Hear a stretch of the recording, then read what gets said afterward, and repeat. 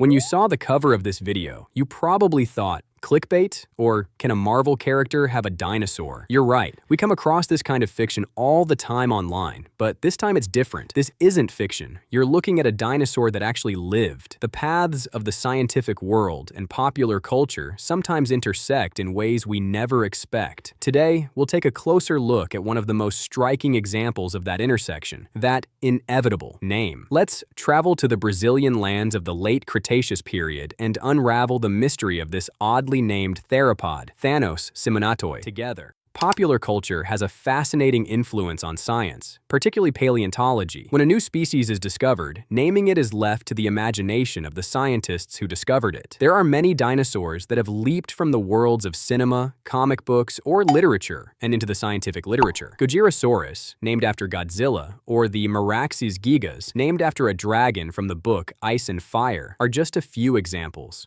Generally, dinosaur names have Greek origins and carry a meaning in that language parallel. For example, the most famous dinosaur, Tyrannosaurus rex, means tyrant lizard king, while Ceratosaurus means horned lizard. The story behind the naming of the dinosaur Thanos also parallels contemporary cinema history. Most of us first saw Thanos in the 2012 film The Avengers, then in Guardians of the Galaxy in 2014, and most notably in the Avengers films of 2018 to 2019. The discovery process of the dinosaur Thanos also coincides exactly with these years. In 2014, Sergio Luis Simonato discovered the front portion of a theropod vertebra in Brazil. A few years later, Fabiano Vidoi Iori uncovered the rear portion of the same vertebra. In 2018, just as Marvel's Thanos character was at the height of his popularity, Rafael Delcourt and Fabiano Vidoi Iori named the species Thanos simonatoi in an online publication, and it was officially added to the scientific literature in 2020. Derived from the Greek word thanatos, meaning death, this name was a clever nod to the character. The only evidence we have of Thanos is a single cervical vertebra from the animal's neck. While identifying a species from a single fossil is risky, this cervical vertebra was so well preserved that its distinctiveness was definitively established by comparing it to other abelosaurid dinosaurs. Based on estimates from this single vertebra, Thanos is thought to have been between 5.5 and 6 meters long. Research conducted in 2020 placed it within the Brachyrostra group of the Abelosauridae family. This means Thanos was a much closer relative to Carnotaurus than to Majungasaurus. Thanos lived approximately 86 to 83 million years ago, during the Santonian stage of the late Cretaceous period,